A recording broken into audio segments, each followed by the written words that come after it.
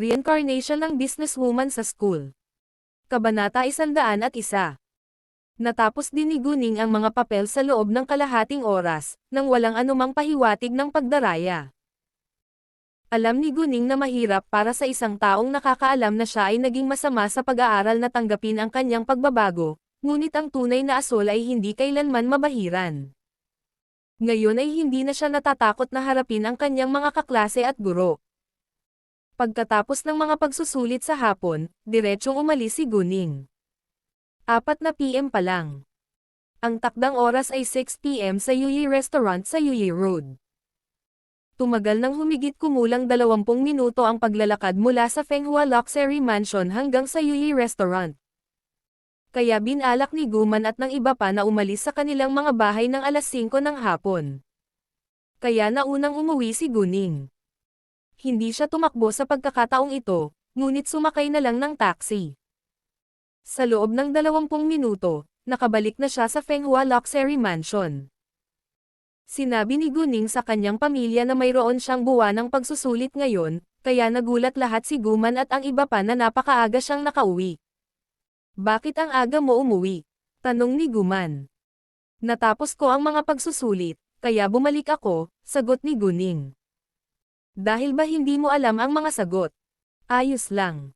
Maaari nating patuloy na subukan, pag-aaliw ni Guching.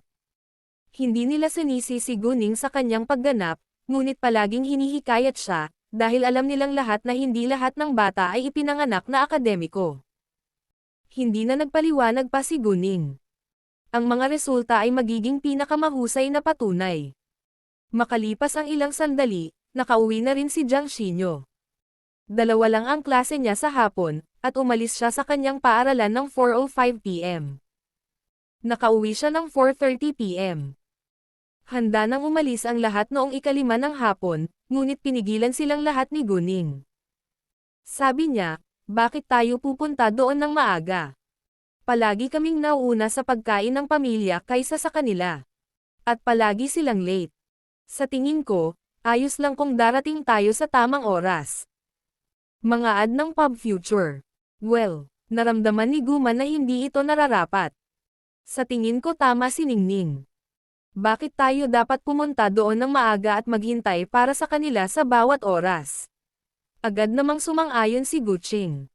Muli siyang umupo. Nakompromiso si Guman sa dulo. Sina Guman at Guching ay sadyang hindi nagbihis. Nakasuot sila ng medium-level na brand, at mukhang normal. Walang makakaalam kung ano ang tatak kung hindi siya pamilyar sa mga tatak ng damit. Si Jiang Shu ay nasa parehong estilo. Para naman kay Guning, naka-casual suit pa rin siya. Hindi sila umalis hanggang 5:30 PM. Naglakad sila papunta sa Yuyi Restaurant. Pagdating nila, 5 minuto ang layo mula alas 6 ng gabi, ngunit nagkataon na nakasalubong nila ang pamilya ni Gu Qinsiyang sa labas. Kasama sa pamilya ni Gu Qinsiyang sina Gu Qinsiyang, Lin Liwan, Gu Qinsiyang at ang matandang babae. Palagi silang huli sa hapunan ng pamilya. Si Gu Qinsiyang ang pinakamayaman sa Gu family, kaya siya rin ang pinakamakapangyarihan. Kaya naman naging mayabang siya at naniwala rin na siya ang bida sa kanilang pamilya. Nagalit siya nang makilala niya si Guman at ang iba pa sa labas. Maliban kay Gu Qinsiyang, Lin Liwan, Gu Xiaoxiao, at ang matandang babae, lahat sila ay nagbago ng mukha. Lalo na ang matandang babae, naiinis pa rin siya sa huling pagsigaw ni Guning sa kanya. Agad siyang nagtaas ng boses sa galit, Guning the B** Street** Road. Sinong nagsabing pumunta ka dito? Umalis ka agad. Nawala lahat ng ugali ng matandang babae, at umasal na parang baliw na babae. Biglang nakakuha ng atensyon ng mga tao sa paligid ang boses niya. Bagamat hindi alam ng karamihan ang nangyayari, hinamak nila ang bastos na pag-uugali ng matandang babae. L1 Terry N0V3L ang nagwo-host ng unang paglabas ng kabanatang ito sa N0VEL, B1N. Nagulat si Gu Qinsiyang sa kanyang ina, at nakaramdam din ng hiya sa mga tingin ng ibang tao. Tinawag niya, Mom. Alam niyang hindi kailanman nagustuhan ng kanyang ina si Guning, gayon din siya. Kinamumuhian at hinamak din niya si Guning. Sa tuwing magkikita sila, hihiyay ng matandang babae si Guning, ngunit hindi pa niya nakitang galit na galit ang kanyang ina. Naging abala si Gu Qinxiang nitong mga araw, at bihira siyang umuwi, kaya hindi niya alam kung ano ang nangyari noong isang araw. Samantala, agad na nagalit si Guman at ang iba pa. Parang umiiyak si Guman. Sumagot siya, "Nay, pwede bang maging mabait ka? Anak ko si Ningning. Hindi siya abs *street *road. At saka, pangatlo kong kapatid ang humiling sa akin na pumunta rito." Hindi man lang nakaramdam ng hiya ang matandang babae. Sa halip, mas nainas siya. *street *road siya. Hinding-hindi ko aaminin na apo ko siya. Kung mananatili siya, aalis ako ngayon din. Mga ad ng Pub Future. Mama, ano pong nangyayari sa inyo? Mag-usap na lang tayo kapag nasa private room tayo. Pinapahiya mo ako sa harap ng lahat sa publiko. Medyo hindi nasisiyahan si Gu Qinxiang. Kahit anong mangyari, medyo sikat siya sa CTF. Halatang napahiya siya sa inaasal niya. Gayunpaman, ang matandang babae ay galit na hindi niya pinapansin ang kanilang mga mukha. Bukod dito, siya nga ay isang mapang-utos at dominanteng babae, na tanging ang kanyang sarili lamang ang inaalala. Nagpatuloy siya sa pag-snap kay Guning, "Ano ang nangyayari sa iyo? Sinaktan mo ng *street *road si Xiao Xiao, ngunit tumanggi na humingi ng tawad. Sinigawan mo pa ako. Nakakabaliw ka." Bihira lang umuwi si Gu Qinxiang sa mga araw na ito, kaya walang nagsabi sa kanya kung ano ang nangyari. Nang marinig ang salitang, *street *road, lahat ay hindi nasisiyahan sina Guning, Guman at iba pa. Isang malamig na tingin ang ibinato ni Guning sa matandang babae. Natakot ang matandang babae at napatulala kaagad. Bagamat mas pinili ni Gu Qinxiang na iligtas ang kanyang mukha, nawalan siya ng kontrol sa kanyang emosyon dahil ang kanyang anak na babae ay nasangkot. Ano? Sinaktan ni Guning si Xiao Xiao. Binago ni Gu Qinxiang ang kanyang mukha sa maikling panahon. Puno ng galit ang kanyang mga mata habang nakatingin kay Guning. Pinuna ni Gu Xiao Xiao si Guning nang walang pagkaantala, "Oo. Tatay," hinampas ni Guning ng plato ang ulo ko, pagkatapos ay sinampal niya ako ng ilang beses. Sinabihan siya ni Lola na humingi ng tawad sa akin, ngunit tumanggi siyang gawin iyon. At saka, sinigawan pa niya si Lola, at pinagbantaan si Nanay. Pagkatapos noon, binigyan niya si Guning ng mapanoksong tingin. Natakot siya kay Guning, ngunit ngayong nandito na rin ang kanyang ama ay hindi na siya natakot. Ang karamihan ngayon ay tumingin kay Guning ng may gulat. Ano? Hinampas niya ng plato ang dalaga, at sinampal pa ito. Tumanggi siyang humingi ng tawad, pagkatapos ay sumigaw at nagbanta sa nakatatandang henerasyon. Kung gayon, ang batang babae ay napakabayolente at bastos. Ang ilan ay nagkaroon kaagad ng masamang impresyon kay Guning. Gayunpaman, ang ilang mga tao, bago ito nakumpirma, ay hindi agad naniwala dito. Mayroon pa rin silang pagdududa kay Guning. "Guman, anong klaseng anak ang mayroon ka? How dare she to hit my daughter?" Sigaw ni Gu Qinxiang kay Guman. Nagulat si Guman sa kanyang sigaw. Sa Gu family, lahat ay natatakot kay Gu Qinxiang dahil siya ang pinakamayaman, pinakamakapangyarihan at pinakamatandang lalaki sa kanilang pamilya. Maging si Gu Qinyang, na nagtrabaho sa isang pambansang departamento, ay lubos na iginagalang si Gu Qinxiang. Si Gu Qinyang ay isang ordinaryong lingkod bayan, hindi isang mahalagang opisyal. Hindi niya maihahambing kay Gu Qinxiang. Bagamat natatakot si Guman kay Gu Qinxiang, hinding-hindi siya susuko kapag nasangkot si Guning. Sagot niya, sinaktan ni Ningning si Xiao Xiao dahil pinahiya muna ni Xiao Xiao si Ningning. Ano ngayon? Hindi naman siya nasaktan physically. Hindi niya dapat sampelan ang anak ko. Hindi inisip ni Gu Qinxiang na mali na pinahiya ni Gu Xiao Xiao si Guning. Ikaw, galit na galit si Guman na muntik na siyang mawalan ng malay. Muntik na siyang mahulog. Agad na ay nalalayan ni Guning ang kanyang ina at nagbuhos ng kaunting kapangyarihan sa kanyang katawan. Bagamat walang gaanong kapangyarihan sa Jade Eyes ni Guning, sapat na iyon para tulungan si Guman na patatagin ang kanyang paghinga. Biglang naramdaman ni Guman ang malamig na hangin na damaloy sa loob. Agad na napatatag ang kanyang paghinga. Naisip ni Guman na kakaiba ito, ngunit hindi na ito inisip pa dahil hindi nagtagal ay tumigil si Guning. Naniniwala si Guman na ito ay isang ilusyon. Paano mo nasabi yan? Bakit kailangang tretuhin ng ganoon si Ningning? Galit din si Guqing. Kahit na alam niya na si Guqing siyang ay makasarili, hindi niya alam na maaari itong maging napakawalanjiya. Mga ad ng pub future. Kasalanan ni Xiao Xiao ang pagpapahiya sa iba, ngunit hindi siya dapat saktan ni Guning. Halos mawalan ng pasensya si Guqing siyang. Dagdag pa niya, at saka, sinabihan siya ng nanay namin na humingi ng tawad. Tumanggi siya, at sinigawan pa ang aming ina. Napakasungit niya. Hindi mapigilan ni Guning na mapamura.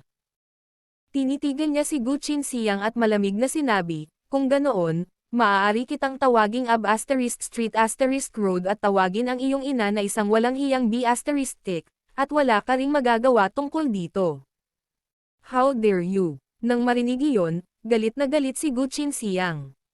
Sinigawan niya si Guning, how dare you to say that? Napakabastos mo. Sabay-sabay ding inis na inis ang matandang babae. Ano? Paanong nagkamali akong sabihin iyon? Nang sabihin iyon ni Gu Xiaoxiao sa aking mukha, hindi niya naisip na igalang ang aking ina. Hindi ba siya masungit? Nakipagtalo si Guning. Ikaw. Biglang hindi alam ni Guqing siyang ang sasabihin. Sa katunayan, kahit na si Guman ay nakatatanda kay Gu Xiaoxiao, hindi iginalang ni Gu Xiaoxiao si Guman, ngunit sa nakalipas na 18 taon, walang sino man ang nakadama na ito ay mali. Maging si Guqing siyang ay hindi nakaimik nang sabihin ito ni Guning ng malakas sa publiko. Napagtanto na ngayon ng karamihan kung bakit sinaktan ni Guning ang babae. Ang lahat ng mga nanonood ay nakatayo sa tabi ni Guning. Napakabastos na ipahiya ang pamilya ng iba. Kahit na may ginawang mali ang kanyang ina, hindi dapat ipahiya ng kabataang henerasyon ang nakatatandang henerasyon. Ngayon, ayaw ng lahat kay Gu Xiaoxiao. Baliw, baliw, baliw. Nakakahiya ang ginawa ng nanay mo. Bakit hindi natin siya mapintasan? Ikaw, galit na sabi ng matandang babae. Sa kanyang mga mata, ang isang nagkamali ay karapat-dapat sa kahihiyan. Manahimik ka, bulalas ni Guning sa kanya. Tinapunan niya ng malamig na tingin ang matandang babae. Nakaramdam ng takot ang matandang babae, at biglang itinikom ang kanyang bibig. Bukod dito, ang matandang babae ay nakaramdam ng matinding panggigipit mula kay Guning. Halos hindi na siya makahinga. Maging ang mga nanonood ay medyo na-stress sa kanyang panlalamig. 18 years mong sinisiraan ang nanay ko, hindi pa ba sapat? Sa tingin ko talaga hindi mo anak ang nanay ko. Kung hindi, bakit galit na galit ka sa kanya? Dahil nanay ka ng nanay ko, ayaw kong maging bastos, pero ngayon, kung maglakas loob kang ay bully ang nanay ko, hahayaan kitang magbayad. Anyway, hindi mo inaamin na apo mo ako. Katulad nito, hindi ko aaminin na ikaw ang aking lola. Kaya't walang silbi ang pagbabante sa akin ng moralidad, malamig na sabi ni Guning. Inilagay na niya ang kanyang mga card sa mesa. Lahat ay nakatingin sa matandang babae na may galit. Pinahiya niya ang sarili niyang anak at apo sa loob ng 18 taon. Napakabisyo niya. Ikaw. Mga ad ng pub future. Ang matandang babae ay nakaramdam ng takot kay Guning noong una, pagkatapos ay nanginig siya at halos mawalan ng hininga. Agad na ay nalalayan ni Guqing siyang ang kanyang ina sakaling matamba ito. Binyantaan pa siya ni Guning. Nagulat si Guqing siyang sa inasta ni Guning. Ibang-iba siya sa matandang babaeng nakasarili. Hindi siya. Siya ay malakas at may sapat na pagtitiwala upang banta ang matandang babae ngayon. Galit na pinuna ni Guqing siyang, Guning, napakasungit mo. Paano mo nagagawang makipag-usap sa matatanda ng ganyan? Bastos. Ang lahat ng ito ay dahil sa iyong mga walang hiyang tao. Tao akong may dignidad. Tahimik at magalang ako noon, pero lagi mo akong pinapahiya. Ang ginagawa ko ngayon ay para lang ipagtanggol ang sarili kong dignidad. Ang nakatatanda. Hindi mo deserve ang respeto namin. Pinahiya mo ang aking ina sa loob ng 18 taon at tinawag mo akong *Street*Road sa loob ng 18 taon. Nakakahiya na maging pamilya ko kayo. Kung gusto mong makuha ang respeto ng mga tao, dapat matuto ka munang rumspeto sa iba. Tretuhin ang iba sa paraang gusto mong tretuhin ka.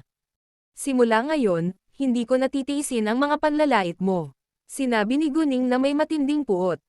Ikaw. Mabilis na nagbago ang mukha ni Gu Qinsiyang.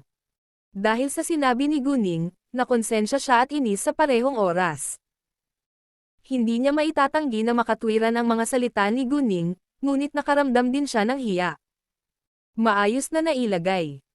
Sa oras na iyon, narinig ang isang nakakatuwang boses ng babae. Agad na nakilala ni Guning kung sino siya sa kanyang boses. Dapat ay si Anchen.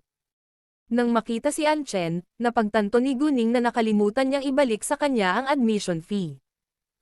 Bagamat alam niyang walang pakialam si Anchen, medyo nahihiya pa rin siya. Ang kabanatang ito ay orihinal na ibinahagi sa pamamagitan ng N0V3L sa Lungguhit Biin. Guning, kasama mo ako.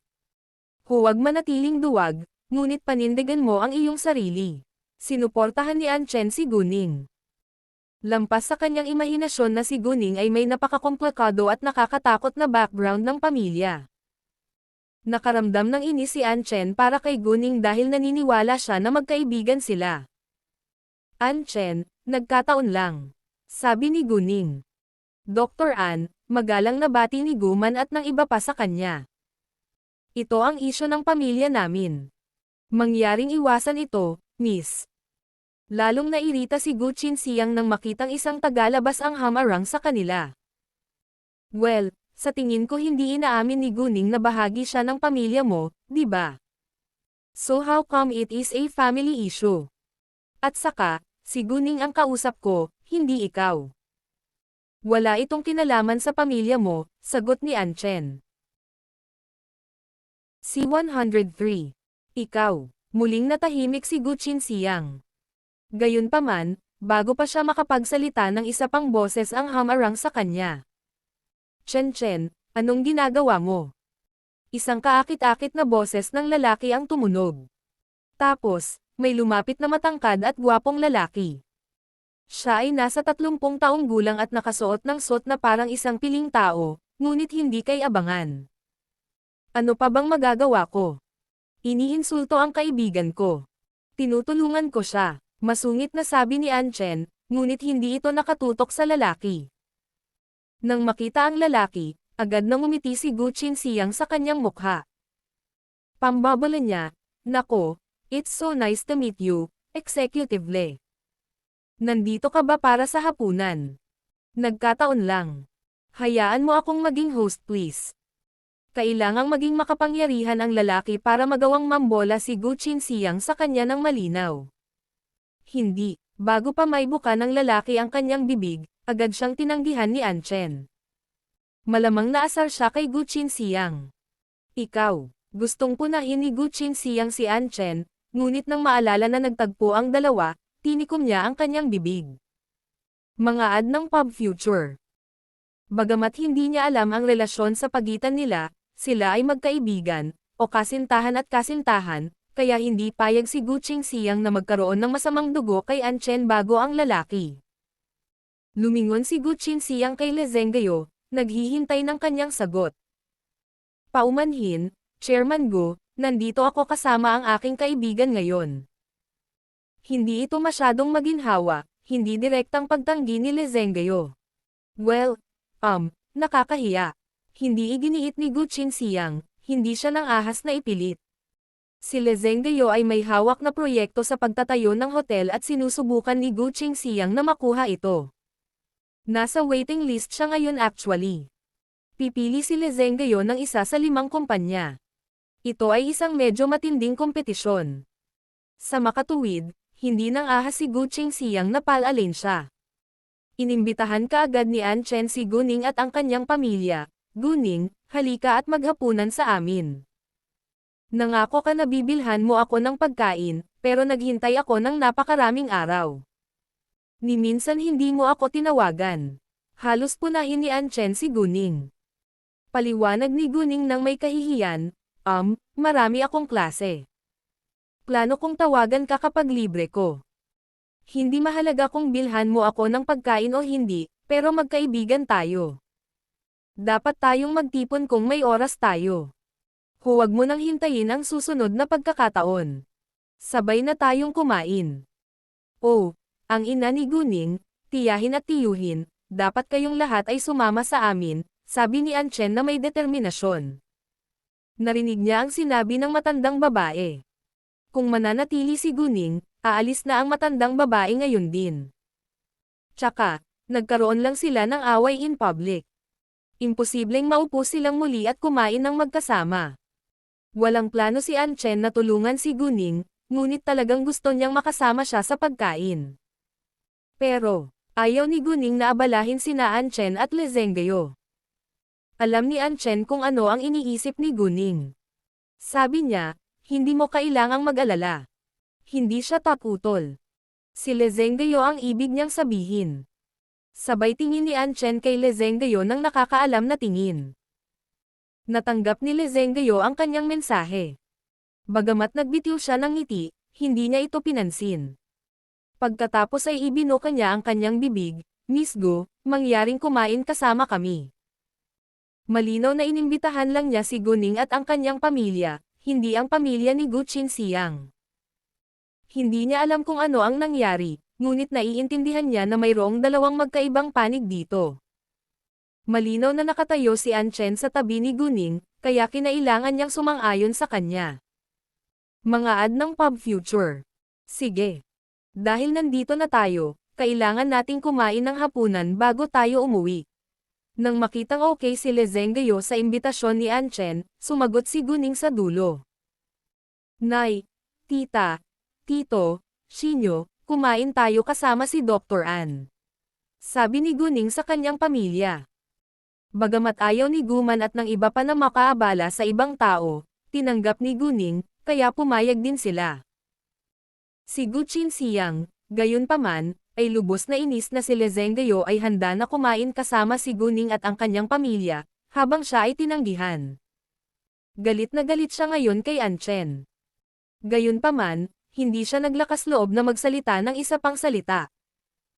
Galit din sina Lin Liwan at Gu Xiaoxiao, ngunit alam nila na ang lalaki ay isang mahalagang tao, kaya itinikom din nila ang kanilang mga bibig. Gayunpaman, dahil alam nilang espesyal ang lalaki, mas nagalit sina Lin Liwan at Gu Xiaoxiao. Si Guning ay isang mahirap lamang na babae. Paano niya nalaman ang executive le na iyon? Samantala, biglang bamulong ang matandang babae, "Hoy, ano bang problema mo? Niyaya ka ng anak ko na kumain kasama siya. Tinanggihan mo, paano ka makakain kasama ang B**Street** Road? Ikaw." Ang pangunahing pag-upload ng kabanatang ito ay nangyari sa N0V3LB1N. Sa mata ng matandang babae, ang kanyang anak ay isang malaking amo, habang si Guning ay isang mahirap na babae at pati na rin ang AB**Street** Road. Mama, itikom mo ang iyong bibig. Nagulat si Gu Qingxiang. Agad niyang pinuna, hindi mo pwedeng kausapin si Executive Le ng ganyan. Bihirang pintasan ni Gu Qingxiang ang kanyang ina, maliban kung ito ay mahalaga. Kaya napagtanto ng matandang babae na may nagawa siyang mali. Agad siyang tumahimik, ngunit nakaramdam din siya ng stress dahil sa hitsura ni Guning. Agad na humingi ng paumanhin si Gu Qingxiang kay Le Zhengguo, "Executive Le, sorry talaga. Ang aking ina ay isang problema sa aking pamilya. Patawarin mo kami. Ayos lang ako." Gayunpaman, ang iyong ina ay sumumpa sa isang batang babae na ganoon. Masyadong bastos at masyadong bisyo. Tila hindi nasisiyahan si Le Zhengguo na nasaksihan ang pag-uugali ng matandang babae. Ang aking ina ay masyadong matanda upang kumilos. Kakausapin ko siya mamaya, walang tigil na sabi ni Gu Qinxiang. Ito na ang huling pagkakataon. Kung sakaling marinig kong tinawag mo akong Street Road muli, babayaran mo ito, babala ni Guning sa matandang babae. Pagkatapos ay hindi siya pinansin, naglakad papasok kasama ang iba. Halos himateyan ang matandang babae sa galit, ngunit hindi na siya naglakas loob na magsalita pa. Pagkaalis nila, ibinuka niya ang kanyang bibig, paano-paano niya magagawa iyon. Sumigaw si Gu Qinxiang, tama na. Nasa waiting list ako ng isang makabuluhang proyekto sa kamay ni Executive Le. Kailangan kong panatilihin ang magandang relasyon sa kanya. How dare you argue with him? Kung magagalit siya at tanggalin ang pangalan ko sa listahan, mawawalan ako ng kapalaran. Nang marinig iyon, nagulat ang matandang babae. Nag-aalalang tanong niya, ano-ano ang dapat nating gawin ngayon? Ang lahat ng ito ay dahil sa B** na si Guning. Kung hindi dahil sa kanya. Hanggang ngayon, hindi pa rin alam ng matandang babae na siya pala ang may kasalanan. Hindi siya naniniwala na maaari siyang magkamali. Kaya dapat ay kasalanan ni Guning. Napaka-selfish ng matandang babae. Nay, pwede bang itigil mo na ang paninisi sa iba sa ginawa mo? Hindi ka ba nagkamali? Nawalan ng pasensya si Gu Qinxiang, at nagtaas ng boses. Bagamat galit din siya kay Guning, alam din niya na ang kanyang ina ang dahilan ng gulo. Paano ako ang may kasalanan? Ginawa ito ni Guning. Kung wala siya dito, hindi mangyayari ang lahat. Galit na ganti ng matandang babae. Ikaw, hindi nakaimik si Gu Qinxiang. Ang matandang babae ay lubos na hindi makatwiran. Gayunpaman, dahil kilala sila ni Guning. Maaari mong tulungan si Guning sa proyekto sa harap ng Executive Le, maaliwalas na sabi ng matandang babae. Ang mga tao sa paligid na hindi pa umaalis ay namangha. Walang hiya talaga ang matandang babae. Sinumpaan lang niya ang babae, at ayaw niyang aminin na apo niya ang babae. Ngayon naisip niya na ipinagkaloob na tutulungan sila ni Guning. Mga ad ng pub future. Lahat ay tumingin sa matandang babae na may matinding disgusto, ngunit ang matandang babae ay napakawalan diya upang mapansin. Gayunpaman, ang pamilya ni Gu Qinxiang ay natuwa sa ideya. Lahat sila ay makasarili at hindi naniniwala na may mali dito. Kung alam ni Guning ang tungkol sa kanilang ideya, tatawa na sana siya dahil sa galit. Hindi pa niya nakilala ang gayong walang hiyang mga tao. Hindi talaga kilala ni Guning si Le Zhengguo. Kahit na magkakilala sila, wala siyang dahilan para tulungan si Gu Qinxiang.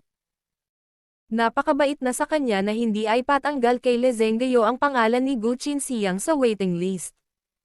Dr. An, nagmamadali kaming umalis ng ospital noong nakaraan. Hindi sapat ang pasasalamat ko sa tulong mo. I'm so sorry, sabi ni Guman kay Anchen. Huwag mo namang sabihin yan. Magkaibigan kami ni Guning, sagot ni Anchen. Kahit na, medyo nakonsensya pa rin si Guman. Sabi niya, Dr. An, pakibili po kami ng pagkain ngayon. Ayos lang talaga. Mangyaring hayaan ang aking kaibigan na bumili ng pagkain. Agad namang tumanggi si Anchen. Sinubukan niyang ipakita ang kanyang kabaitan. Talagang hindi, pangangatwiran ni Guman. Pagkatapos ay bumaling siya kay Guning. Ningning, sabihin mo. Anchen, hayaan mo kaming gawin ang paggamot, sabi ni Guning. Sa totoo lang, kahit na hindi sinabi ni Guman, hahayaan ni Guning si Jiangshu na bayaran ng palihim ang bill mamaya. Alam ni Anchen na hindi niya matatanggihan, kaya nakipagkompromiso siya. Nasaksihan ng L1 Legon ang unang publikasyon ng kabanatang ito sa N0 Wellbeing. Dahil sa nangyari sa labas, ang pamilya ni Gu Qinxiang ay nawawalan na ng pasensya sa paghihintay. Mga ad ng pub future. Ang pamilya ni Qinxiang ay palaging huli, at sanay na sila, ngunit ang mga pamilya ni Guman at Guqing ay hindi kailanman nahuhuli. Sa halip, sila ang laging maagang dumating. Ngayon, gayunpaman, mahigit 10 minuto lampas 6 na at hindi pa rin sila nagpapakita. Hindi nasisiyahan ang pamilya ni Gu Qinxiang. Si Gu Qingyang ay may 4 na pamilya. Ang kanyang asawa, si Wen Yulan, at kambal na anak. Ang nakatatandang kapatid na babae ay si Gu Yinyin, at ang nakababatang kapatid na lalaki ay si Gu Qingxi. Pareho silang 14 sa ika-8 baitang. Parehong mabubuting bata sina Gu Yinyin at Gu Qingxi na may masamang karakter. Malamang nakikilos sila sa harap ng mga estranghero, ngunit sa harap ng Gu family, sila mismo. Katulad sila ni Gu Xiaoxiao na nasiyahan sa pananakot kina Gu Ning at Jiang Xinyo. Sa makatuwid, nagkaroon sila ng magandang relasyon ni Gu Xiaoxiao. Ano bang problema ng pangalawang tita natin at sa pamilya ng pang-apat nating tita? Inaanyayahan namin silang maghapunan sa amin, ngunit huli na sila. Ano sa tingin nila? Galit na sabi ni Gu Qingxi. Maliwanag na hindi niya sinisisi ang pamilya ni Gu Qinxiang. Sa katunayan, si Gu Qinxiang ang boss sa Gu family, at walang nang ahas na sisihin siya. Si Gu Qinxiang pa rin ang pinakamayaman sa kanila. Eksakto. Sa palagay ko, hindi natin sila dapat inimbitahan sa simula pa lang. Nahihiya akong magkaroon ng ganitong grupo ng mga mahihirap na kamag-anak, sabi ni Gu Yinyin na may paghamak. Parehong hindi pinunan ni Gu Qingyang at Wen Yulan ang kanilang mga anak dahil sa kanilang hindi magandang pananalita. Pareho talaga silang may ideya, at hinding-hindi nila sisisihin ang kanilang mga anak. Natutunan ng mga bata ang paraan ng pag-uugali mula sa kanilang mga magulang. Kung ang kanilang mga magulang ay hindi nagpapakita ng anumang paggalang sa iba, sila ay karaniwang gagawin ang parehong bagay. Tulad ng nangyari noong sina Gu Qinxiang, Gu Qing, Gu Qingyang at Gu Man ay naging matalik na kapatid na babae at kapatid sa kanilang pagkabata. Sa ilalim ng impluwensya ng kanilang ina, nagsimulang hamakin ng mga lalaki ang mga babae. Gayunpaman, ang pinakamahalagang dahilan ay sila ay makasarili na mga tao. Hindi inisip ng kanilang ama na ang mga lalaki ay mas magaling kaysa sa mga babae. At sinabihan niya ang kanyang mga anak na lalaki na tretuhin ng mabuti ang mga babae, ngunit ang kanilang ama ay kailangang magtrabaho ng husto upang maitaguyod ang kanyang pamilya. Hindi na siya madalas umuwi, lalo pa ang pagkakaroon ng oras para pag-aralin ang kanyang mga anak. Kung hindi, si Gu Man at Gu Qing ay hindi sana nabuli ng matagal. Tinawag ni Gu Qingyang si Gu Qing. Pinuna niya ito nang sagutin ang telepono, ano ang nangyayari sa iyo? Tumingin ka sa orasan. Alam mo ba kung anong oras na ngayon? Kailangan mo bang tawagan ka namin ng 2 beses para sabay tayong maghapunan? Kung ayaw mong sumama, sabihin mo lang. Hindi ka namin hihintayin. Napakasama ng ugali ni Gu Qingyang. Noong nakaraan, matitiis ito ni Gu Qing, ngunit ngayon ay galit na galit siya. Naalala niya ang mga pinagdaanan niya sa huling kalahating buhay niya, at hindi na niya ito matiis. Nagtaas siya ng boses at sumigaw, hindi ka ba maaaring maging mabait sa amin? Hindi mo ba pwedeng alamin muna ang dahilan? Hindi mo ba mapipigilan na sisihin kami sa lahat? Maaga kami sa pagkain sa bawat oras, habang si Gu Qingxiang ay palaging huli. Wala kang sinabi tungkol dyan. Alam kong mahirap kami, at ayaw mo sa amin. Naiintindihan ko, ngunit sa pagkakataong ito ay iba. Si nanay ang hindi pumayag na sumama si Ningning. Nakipagtalo pa siya sa amin ng masama sa labas. Talagang nakatayo kami sa tabi ni Ningning. Kung hindi makakapunta si Ningning, hindi rin tayo pupunta. Pagkatapos nito, direktang ibinaba ni Gu Qing ang tawag. Napatulala si Gu Qingyang. Hindi niya inaasahan na si Gu Qing ay magagalit, at bigla niyang hindi alam kung paano magre-react. Dahil malakas ang boses ni Gu Qing, narinig din ni Wen Yulan na nakaupo sa isang tabi. Hindi papayag ang matandang babae na pumunta si Gu Ning. Nagkaroon pa sila ng matinding pagtatalo. Ano ang nangyari? Alam nila na hindi kailanman nagustuhan ng matandang babae si Gu Ning, at palagi niyang pinapahiya si Gu Ning sa tuwing magkikita sila, ngunit hindi pa siya gaanong nairita noon. May ginawa ba si Gu Ning na nagpalala sa matandang babae? Habang nalilito sila, itinulak ang pinto, at pumasok ang pamilya ni Gu Qingxiang, at tila hindi nasisiyahan ang lahat. Lalo na ang matandang babae, ungol pa rin ito na halatang hindi nasisiyahan. Pumasok siya at diretsyong sinabi, sabihin mo sa waiter na mag-order na kami.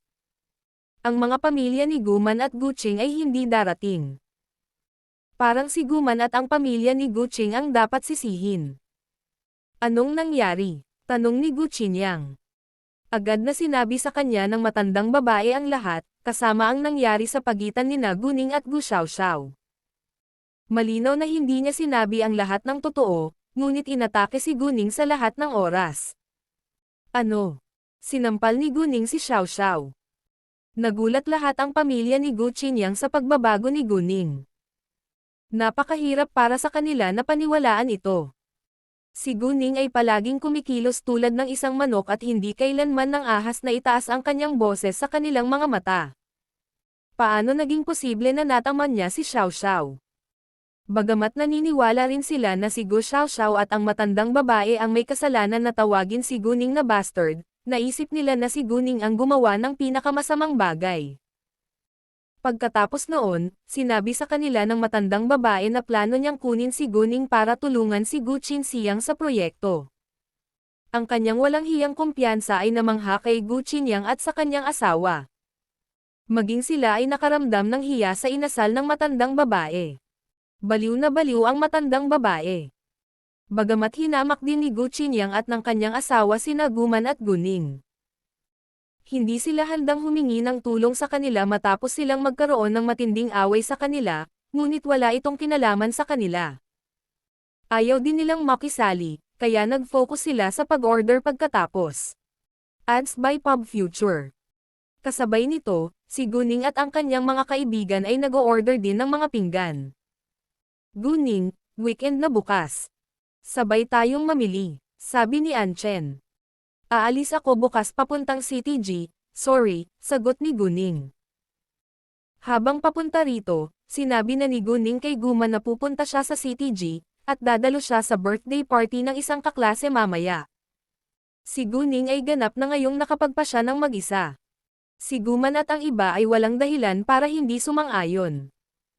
Anong gagawin mo sa CTG? Sumunod si Anchen. Upang harapin ang isang bagay. Hindi sinabi ni Guning ang mga detalye, kaya tumigil din si Anchen sa pagtatanong. Mabuti. Pagkatapos, maaari tayong tumambay sa susunod. Gayunpaman, kapag libre ka, kailangan mo akong tawagan o i-text minsan. Wala akong masyadong kaibigan sa CTF. I feel so bored, reklamo ni Anchen. Oo naman, sabi ni Guning. Kasalanan niya kung bakit nakalimutan niyang makipag-ugnayan kay Anchen. Habang kumakain, masaya ang lahat at maayos ang kapaligiran. Hindi binanggit ni Anchen kung ano ang nangyari. Alam niya na personal na gawain iyon ni Guning. N0V3LB1N ang unang plataporma na naglalahad ng kabanatang ito. Pagkatapos kumain, 8 PM na. Si Guman at ang iba ay naglakad pauwi pagkatapos magpaalam kina Anchen at Lezengyo. Habang si Guning ay sumakay ng taxi papunta sa V5 Bar sa Wanli Road upang salubungin ang kanyang mga kaibigan doon. Ang Wanli Road ay hindi malayo sa Yuyi Road. Ang parehong mga kalsada ay malapit sa downtown. Inabot lamang ng 12 minuto si Guning upang makarating doon sakay ng kotse. Ang Yuyi Road ay hindi malawak, ngunit kahit na ito ay isang maliit na kalsada, ito ay kilala bilang ang Bar Road na may maraming tao at mga sasakyan sa paligid. Alam ni Guning ang numero ng pribadong silid, kaya dumiretso siya sa loob. Sa pribadong silid, lahat ay naruroon na may dalang cake, ngunit may isang lalaki na hindi inaasahan ni Guning. Si Qin Yifan iyon. Laking gulat ni Guning na si Qin Yifan bilang isang mature adult ay handang makipag-hangout kasama ang mga teenager na iyon, ngunit masaya rin siyang makita siya. Ads by Pub Future. Hi, anong sorpresa? Binati siya ni Guning. Hi. Well, free naman ako, so I decided na sumama na rin. Naaalala mo ba? Maangin na sabi ni Qin Yifan, ngunit talagang kinakabahan siya na maiisip ni Guning. Siyempre hindi, sabi ni Guning. Nang marinig iyon, lubos na gamaan ang loob ni Qin Yifan. Talagang alam niya na pupunta si Guning sa bar, ngunit nagkataon din ito. Sina Qin Yifan at Qin Zixen ay malapit na magpinsan. Ang ama ni Qin Zixen ay nagtrabaho sa politika, at si Qin Yifan ay nangangailangan ng tulong ng ama ni Qin Zixen, kaya binisita niya ang pamilya ni Qin Zixen. Habang kumakain, hindi pa nakakauwi si Qin Zixen. Tinanong ni Qin Yifan ang kanyang ama kung bakit. Pagkatapos ay nalaman niyang kumain si Qin Zixen kasama ang kanyang mga kaskwela at magsasaya sa bar ng gabing iyon. Naisip ni Qin Yifan noon si Guning. Tinawagan niya si Qin Zixen, at tinanong kung nasaan siya. Hindi na nag-isip pa si Qin Zixen, at sinabi sa kanya ang lahat. Nang makumpirma na naroroon si Guning, biglang nawalan ng tibok ang puso ni Qin Yifan. Sinabi niya kaagad na siya ay nainis at parang gusto na rin siyang sumama. Hindi tumanggi si Qin Zixen. Si Qin Yifan ay hindi isang estranghero, at madalas silang nagtitipon kasama si Howran at iba pang mga lalaki. Parehong nag-order sina Guning at Yumixi ng fruit wine na walang masyadong alak, na hindi kasing lakas ng beer. Sa makatuwid, hindi sila lasing, ngunit si Chu Pihan ay may parehong vodka na hinaluan ng Sprite tulad ng mga lalaki. Malakas ang alak. Naglalaro sila. Maraming beses na natalo si Chu Pihan, ngunit nanatili siyang malinaw. Mukhang magaling uminom si Chu Pihan. Kahit na si Qin Yifan ay umiinom ng parehong mga lalaki, hindi niya sila nilalaro. Dahil sa agwat ng edad nila, hindi sila masyadong nagkakasundo. Bukod pa rito, gusto niyang makipag-usap pa kay Guning, ngunit nasisiyahan si Guning sa pakikipag-chat kay Yumixi, kaya hindi napigilan ni Qin Yifan na makipag-usap sa kanya si Guning. Minsan lang niya ito nakakausap. Sa Fenghua Luxury Mansion, tanging sina Guman at Guqing ang nasa bahay ni Guqing, habang sina Jiang Xinyo at Jiang Shu ay nasa kanilang bahay na abala sa paggawa ng kanilang sariling mga bagay. Si Guman at Guqing ay nanonood ng TV. Nagtawanan sila sa nakakatawang plot, at nakalimutan na nila ang nangyari kaninang hapon. Wala na silang pakialam sa Gu family, kaya hindi sila naapektuhan, ngunit sa oras na iyon, tinawag ni Guqing siyang si Guman. Sabay-sabay na nagbago ang mukha ni Guman at Guqing. Bakit siya tumawag? Bagamat hindi nila alam ang dahilan, alam nilang may masamang bagay ito. Bukod dito, naputol ni Guman ang kanilang koneksyon ngayon. Kaya hindi niya sinagot ang tawag. Tuloy-tuloy na tumunog ang phone niya. Sa kalaunan ay pinatay ni Guman ng direkta.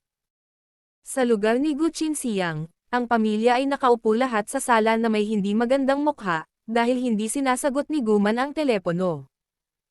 Nena si Guqing Siyang na tumanggi si Guman na sagutin ang kanyang mga tawag, ngunit pinatay ito ni Guman sa dulo.